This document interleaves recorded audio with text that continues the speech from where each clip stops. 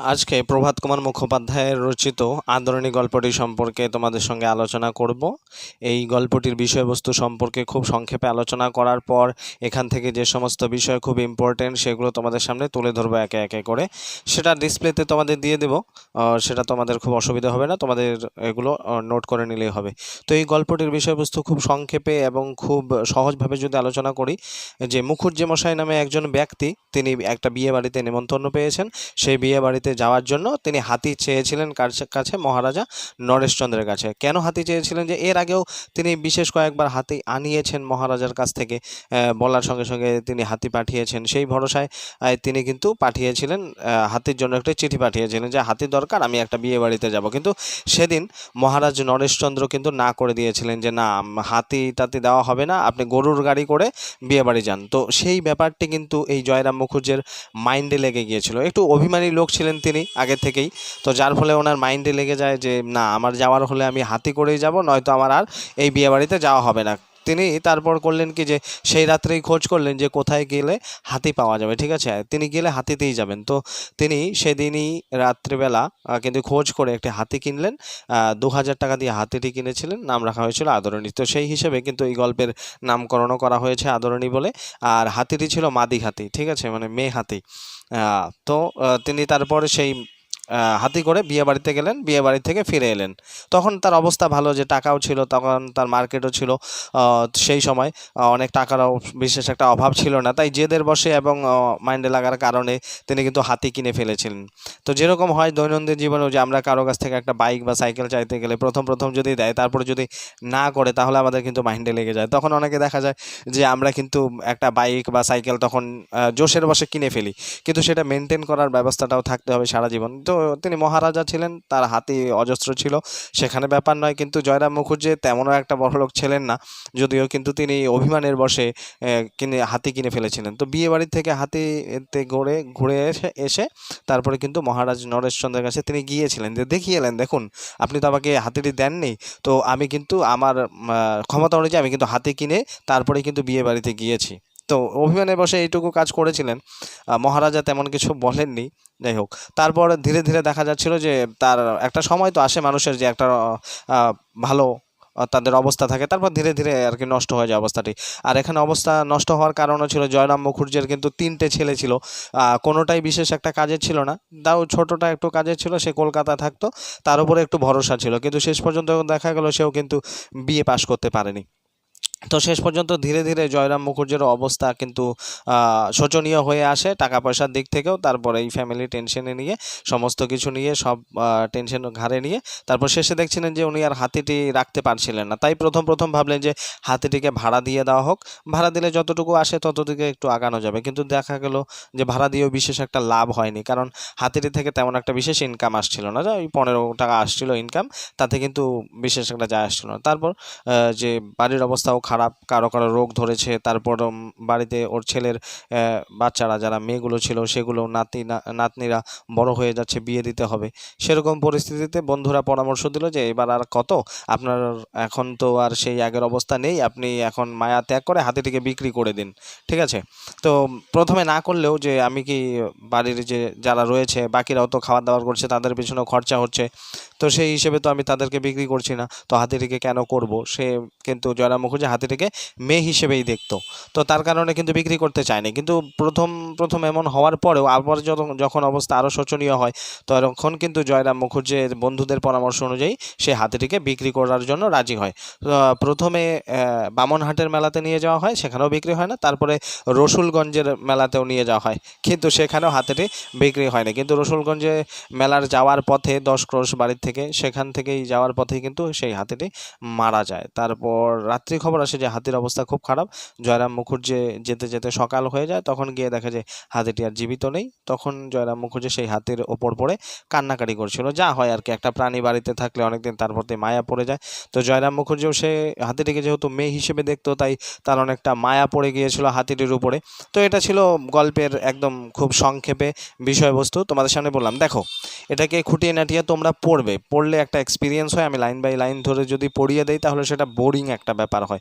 খুব সংক্ষেপে বললাম, অভিমানের বশে একটা জিনিস একজন কিনেছিল, সেটা মেনটেন করতে পারেনি শেষ পর্যন্ত, তার অবস্থা শোচনীয় হলে তাকে বিক্রি করতে যাওয়ার সময় সেটি আর বাঁচেনি, সেই হাতেরই মারা গিয়েছিল। ঠিক আছে, তো এখন তোমাদের থাকবে এমসিকিউ প্রশ্ন। তো লেভেল দেখো, আমরা 3টি লেভেল মেনটেন করি, যেটা হয় আর কি বাস্তবিক জীবনে, যে ক্লাস 12 মানে স্কুল লেভেলে একটা লেভেল থাকে, সেই লেভেল অনুযায়ী কোশ্চেন আসে। এরপরে একটা কলেজ লেভেল আসে, যে কোনো সাবজেক্টের আর কি কলেজ লেভেল আসে। কলেজ লেভেলের পরে নেক্সট আবার কি আসে, ইউনিভার্সিটি লেভেল কিন্তু আসে। ঠিক আছে, ইউনিভার্সিটির লেভেলে কিন্তু সব থেকে টাফেস্ট কোশ্চেন হয়ে থাকে, আর স্কুল লেভেলে একটু কম হয়ে থাকে, কিন্তু কলেজ লেভেলে মোটামুটি একটা হয়। তো আমি 3টে স্টেপেই তোমাদের আস্তে আস্তে দেখাবো যে কোন স্ট্যান্ডার্ডটি মেনটেন করা হয়ে থাকে, তারপর কলেজ লেভেলে, তারপর হচ্ছে ইউনিভার্সিটি লেভেলে। এখানে আমি তোমাদেরকে একটা ঘেরা করে ভাসানোর চেষ্টা করছি।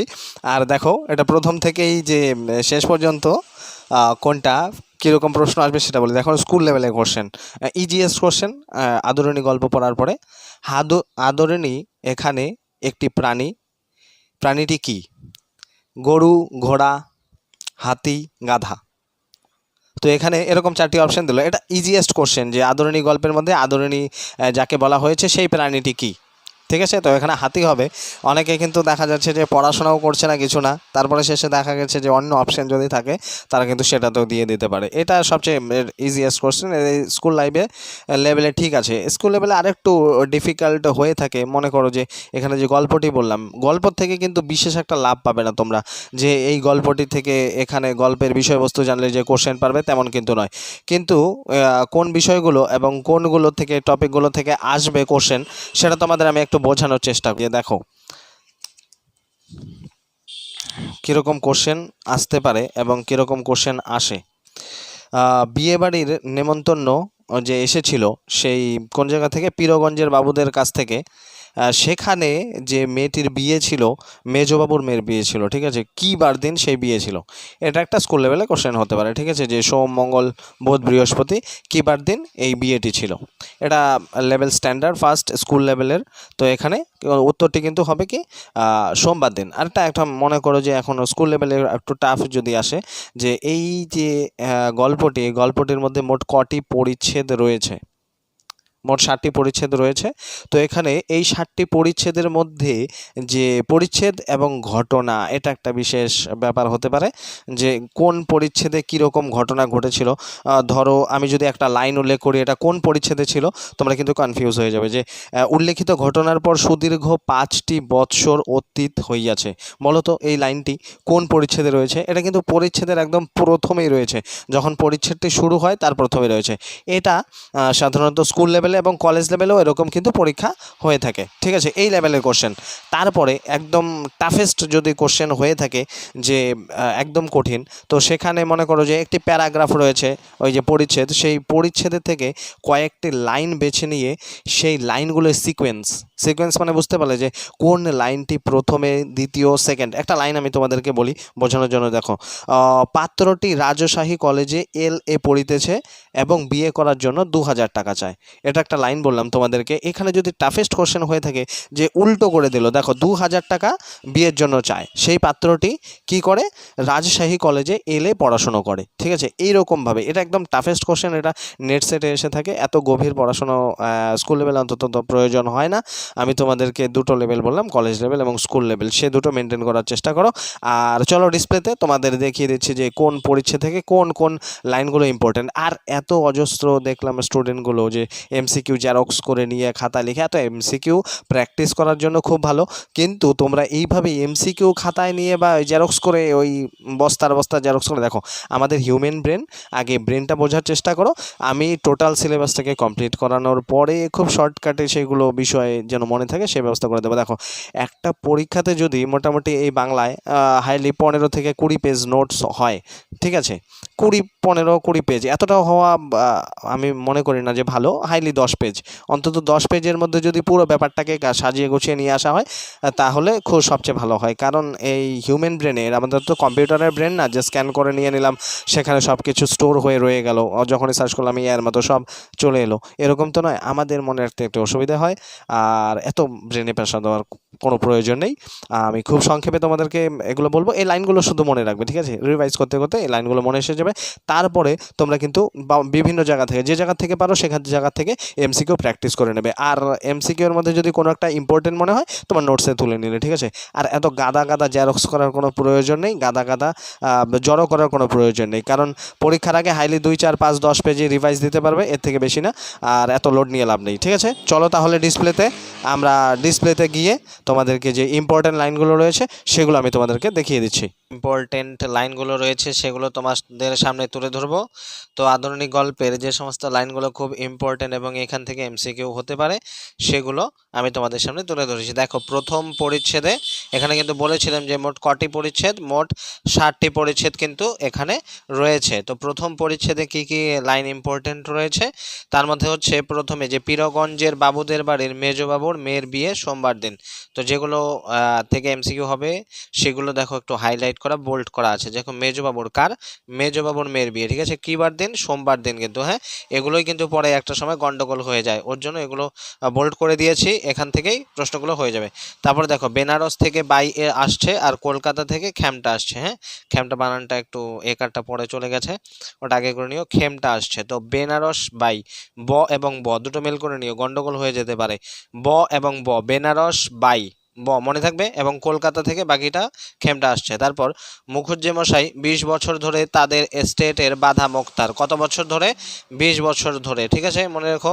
তারপর নেমন্তন্ন গেলে সোম এবং মঙ্গল দুদিন কাছারি কামাই যাবে। কার যাবে? এগুলো কিন্তু সব মুখুজ্জে মশাইয়ের কথা বলা হচ্ছে, যে মুখুজ্জে মশাইয়ের দুদিন কাছারি কামাই যাবে নেমন্তন্নে গেলে, সোমবার মঙ্গলবার। তারপর পেয়ালা মুঝে ভর দে, এটা একটা গানের লাইন। তো এই গানের লাইনটি রয়েছে কোথায়? প্রথম পরিচ্ছেদে, ঠিক আছে? এটা একটা স্ট্যান্ডার্ড কোশ্চেন এবং ভালো মানের প্রশ্ন, যে কোন পরিচ্ছেদে কি রয়েছে। দেখো, প্রথম পরিচ্ছেদ থেকে এতটুকুই। তারপর আসছে আমাদের দ্বিতীয় পরিচ্ছেদ। দেখো, দ্বিতীয় পরিচ্ছেদে কি কি রয়েছে? পরদিন রবিবার, অর্থাৎ এই লাইনটি, পরদিন কি বার? রবিবার। বেলা 9টার সময় পূজা শেষ করলো। কে করলো? মুখুজ্জে মশাই। কয়টার সময়? বেলা 9টার সময়। চিঠিতে লেখেন, প্রবল প্রতাপান্বিত শ্রী মন মহারাজ শ্রী নরেশচন্দ্র রায় চৌধুরী বাহাদুর আশ্রিত জনপ্রতিপালকেশু, ঠিক আছে? এখানে অনেকটা লাইন রয়েছে, এটাকে যদি সিকোয়েন্সলি সাজাতে বলে এই শব্দগুলো এদিক ওদিক করে দেয়, এটাতে অনেকেই ভুল করবে, তো এটা একটু মনে রাখবে। তারপর দেখো, জয়রাম মুখোপাধ্যায়ের বয়স এখন 50 পার হইয়াছে, অর্থাৎ 50 পার হয়েছে। ইহার আদিবাস কোথায়? যশোর জেলায়। তারপর মাসিক 13 শিকায় একটি বাসা ভাড়া লইয়া তিনি এখানে এসেছিলেন। যখন এসেছিলেন যশোর থেকে, তখন এখানে মাত্র 13 শিকায় একটি বাসা ভাড়া নিয়ে তিনি থাকতেন। তার গাই-এর নাম ছিল কি? মঙ্গলা, ঠিক আছে? তারপরের হচ্ছে, হাকিমকে বলেন, আমার স্ত্রীর যতটুকু আইন জ্ঞান আছে হুজুরের তাও নাই দেখছি। সেদিন তার 5 টাকা ফাইন হয় এবং হাইকোর্টে লড়ে 1700 টাকা খরচ করে সেই 5 টাকার জরিমানা কিন্তু রদ দিয়েছিলেন। অর্থাৎ তিনি 5 টাকা সেই জরিমানা দেননি, সেটা লড়তে গিয়ে 1700 টাকা খরচ করে সেই 5 টাকার ফাইনটি তিনি আটকে দিয়েছিলেন। তারপর প্রতি রবিবার অপরাহ্নকাল বৈঠকখানার আড্ডা বসে। কোথায়? প্রতি রবিবার দিন কিন্তু মুখুজ্জে বাড়িতে বৈঠকখানায় আড্ডা বসে, প্রতি রবিবার। তারপর ইমামাদ্দি শেখ একজোড়া নতুন বলদ কিনেছে, খুব দ্রুত যায়, ঠিক আছে? ইমামাদ্দি শেখ, নাম কি? ইমামাদ্দি শেখ একজোড়া বলদ কিনেছে, সেগুলো কি? খুব দ্রুত যায়। তো এখানে যদি বলা হয় যে এই সব মানে লাইনটা দিয়ে দেয় এখানে কোটেশনের ভিতরে, খুব দ্রুত যায়, কি যায়? আদরণী যায়, বা ইমামাদি সেখানে নতুন বলদ যায়, বা অন্য কিছু যায়, ঘোড়া যায়, বলে দিতে পারে, ঠিক আছে? তারপর দেখো, তৃতীয় পরিচ্ছেদে কি কি রয়েছে? যে বীরপুরের উমাচরণ লাহিনীর একটি মাদি হাতি আছে, কত চায়? 2000 টাকা কিন্তু দাম চায়। যে সেই রাত্রিবেলায় যে হাতি কেনার জন্য তাকে পাঠানো হয়েছিল লোককে, তখন কোথায় হাতি পাওয়া গিয়েছিল? যে বীরপুরের উমাচরণ লাহিনীর কিন্তু এটি মাদি হাতি পাওয়া গিয়েছিল। সকাল 7টার সময় পরদিন হাতি এলো, ঠিক আছে? তারপর হচ্ছে চতুর্থ পরিচ্ছেদে কি রয়েছে? উল্লেখিত ঘটনার পর সুদীর্ঘ 5টি বছর অতীত হইয়াছে। এটা একটা ভালো কোশ্চেন হতে পারে, মোটামুটি ভালোই। এর মধ্যে যে কোন পরিচ্ছেদের শুরুয়াত হয়েছে উল্লেখিত ঘটনার পর সুদীর্ঘ 5টি বছর অতীত হইয়াছে। তোমাদের অনেকেই কিন্তু এখান থেকে এই প্রশ্নটি পারবে না, এবং অনেকেই পারবে, যাই হোক। তো এটা কিন্তু মনে রাখবে, এটা ভালো প্রশ্ন। চতুর্থ পরিচ্ছেদের শুরুটাই কিন্তু এই লাইন দিয়ে হচ্ছে। তারপর তার 3টি পুত্র, ছোট ছেলে কলকাতায় পড়াশোনা করে, ঠিক আছে। পঞ্চম পরিচ্ছেদের পর ভাড়া প্রতিরোজ 3 টাকা মাত্র। কার ভাড়া? হাতির ভাড়া। তখন মুখুজ্যেমশাইয়ের পরিস্থিতি খারাপ হয়ে গেছে, আর্থিক পরিস্থিতি। হস্তিনীর খোরাকি 1 টাকা এবং মাহুতের খোরাকি এখন 4 টাকা ধার্য করা হলো। মোট 4 টাকা। হাতির ভাড়া 3 টাকা এবং খোরাকির যে হস্তিনীর যে খোরাকি তা হচ্ছে 1 টাকা এবং মাহুতের সব মিলে 4 টাকা করা হয়েছে। পাত্রটি রাজশাহী কলেজে পড়াশোনা করে, অর্থাৎ মুখুজ্যেমশাইয়ের নাতনির সঙ্গে যার বিয়ে হওয়ার কথা সে রাজশাহী কলেজে পড়ে। সে 2000 টাকা কিন্তু পণ চেয়েছে বিয়ের জন্য। কত? 2000 টাকা পণ চেয়েছে। তারপর চৈত্র সংক্রান্তিতে বামুনহাটে একটি বড় মেলা হয়। কোন সময় হয়? চৈত্র সংক্রান্তিতে। কোথায় হয়? বামুনহাটের একটি বড় মেলা হয়। তারপর হচ্ছে ষষ্ঠ পরিচ্ছেদ, কল্যাণীর বিয়ে 10ই জ্যৈষ্ঠ শুভ কার্যের দিন। অর্থাৎ এই যে কল্যাণীর বিয়ে হবে, যার বিয়ে হওয়ার কথা তার নাতনি, তার বিয়ের দিন হচ্ছে 10ই জ্যৈষ্ঠ।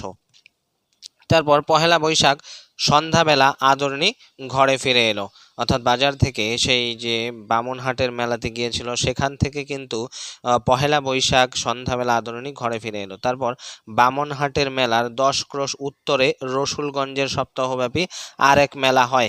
এখানে বলতে পারে যে বামুনহাটের কোন দিকে, পূর্ব পশ্চিম উত্তর দক্ষিণ কোন দিকে রসুলগঞ্জের সপ্তাহব্যাপী মেলাটি হয় বা রসুলগঞ্জের মেলাটি হয়। কবে হয়? উত্তর দিকে হয়।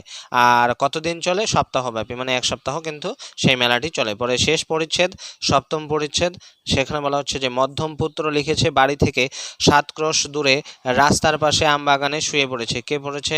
আদরণী অসুস্থ হয়ে শুয়ে পড়েছে।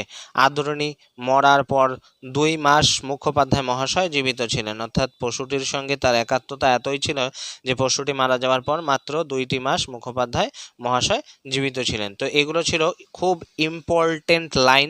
এখান থেকে আশা করি তোমরা বেশিরভাগ প্রশ্ন পেয়ে যাবে, আর এগুলো বারবার করে রিভাইজ করবে আর পরবর্তী সময় এমসিকিউ গুলো ট্রাই করবে। তো আজকের জন্য এতটুকুই, দেখা হবে এর পরবর্তী লেকচার নিয়ে, ঠিক আছে।